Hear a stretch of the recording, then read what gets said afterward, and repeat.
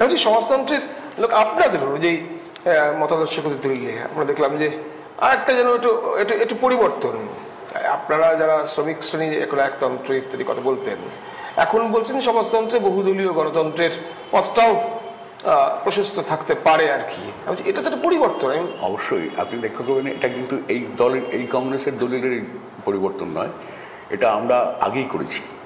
এটা 92 সালে করা হয়েছে এবং পরবর্তীতে পার্টি কর্মসূচিরও পরিবর্তন করে ওই জায়গাটা আমরা একটু পরিবর্তন করেছি। পরিবর্তনটা কিন্তু একটা মূল দিক আছে, সেটা হচ্ছে এই যে পুঁজিবাদ এবং পুঁজিবাদ ভিত্তিক যে গণতন্ত্র, আমরা কিন্তু মনে করি এটা হচ্ছে বুর্জোয়ার একনায়কত্ব।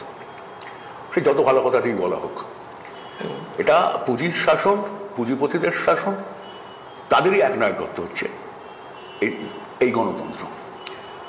পুঁজির শাসনের অবসান হবে, শ্রমিকরা সেই নতুন অবস্থা তৈরি করবে, তাদের বিকল্প যেটা বেরিয়ে আসবে সেটা হচ্ছে শ্রমিক শ্রেণীর একনায়কত্ব। এসেন্সটা কিন্তু তাই। কিন্তু আমরা একনায়কত্ব কথাটাকে এখন ব্যবহার করছি না। কেন করছি না? একনায়কত্ব নিয়ে অনেক ভুল পথ, অনেক কিছু বিভ্রান্তি, যা সমাজতন্ত্রে না হওয়াই উচিত ছিল। ধরুন বার্লিন ওয়াল কেন কোলাপস করল? শুধু এই কারণে যে পূর্বের মানুষরা মনে করছিল, পূর্ব জার্মানির বা পূর্ব বার্লিনের, যে পশ্চিম জার্মানির, পশ্চিম বার্লিনের মানুষরা অর্থনৈতিকভাবে বেটার অফ। তার থেকে বড় কারণ হয়ে গেল রাইট টু ডিসেন্ট নেই। আমার দাঁড়িয়ে না বলার অধিকার নেই সরকারকে। একদল একমত ছাড়া, একটা কাগজ ছাড়া, একটা রেডিও ছাড়া আমার দেখার কিছু নেই। এই ব্যবস্থা মানা যায় না।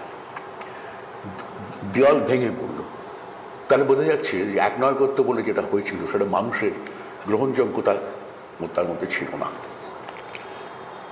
সমাজতান্ত্রিক রাষ্ট্র হলেও সেখানে শ্রমিক শ্রেণীর একটা নেতৃত্ব থাকবে, কিন্তু আরো অনেক মানুষ আছেন তো শ্রমিক ছাড়া। শ্রমিক শ্রেণী ছাড়া অনেক মানুষ আছে, কৃষকরা আছে, বুদ্ধিজীবীরা আছে, মধ্যবিত্ত আছে, সারা দুনিয়া জুড়ে এটা হচ্ছে। এদের শাসন এরা তার কার হাতে যাবে?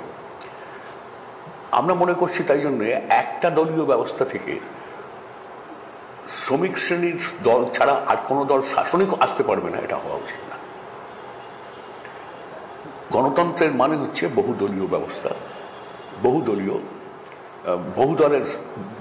বহুদলীয় ব্যবস্থা এবং বহুদলের অংশগ্রহণ গণতন্ত্রে। না হলে গণতন্ত্র সেই সফল হবে না। একদলীয় শাসন আমরাই চালাবো, আর কেউ কিছু করতে পারবে না, এই মত পাল্টাতে হবে। এটা তো খুব ইন্টারেস্টিং। আমি এই জন্যই বলছি, তাহলে তো তাতে চীনেও তো নতুন করে আরো সংঘাতের সম্ভাবনা থাকবে। একদিকে সমাজতান্ত্রিক ভাবনা লক্ষ্যে এগিয়ে যাওয়া, অন্যদিকে একদলীয় পথেই আপাতত হাঁটা। বলছি বহুদল বহুস্বর, এটা তো একেবারেই বুর্জোয়া গণতন্ত্রের একটা প্রতিফলন, স্ফুটন। তার সঙ্গে কোথাও সংঘাত হচ্ছে না? এতদিনের ভাবনা সমাজতন্ত্র সম্পর্কে, এতদিনের ভাবনা। ধরুন আপনাকে বললাম যে সমাজতন্ত্র সম্পর্কে এতদিনের ভাবনা তো কিছু পাল্টাতেই হচ্ছে। সমাজতন্ত্রের অর্থনীতি সম্পর্কে এতদিনের ভাবনা কি? একমাত্র রাষ্ট্রীয় মালিকানা ছাড়া আর কোনো মালিকানা হবে না। শুধু রাষ্ট্রীয় মালিকানা করতে গিয়ে কি হলো, বাজারের কোনো ভূমিকাকেই অস্বীকার করা হলো। এখানে কমোডিটি প্রোডাকশন হচ্ছে, এখানে বাজারের কোনো ভূমিকা নেই, হতে পারে না। তাই সোভিয়েত ইউনিয়ন মহাকাশের স্পেসের সমস্যা মেটাতে পারছিল, কিন্তু দাড়ি কামানোর ব্লেডের সমস্যা মেটাতে পারছিল না।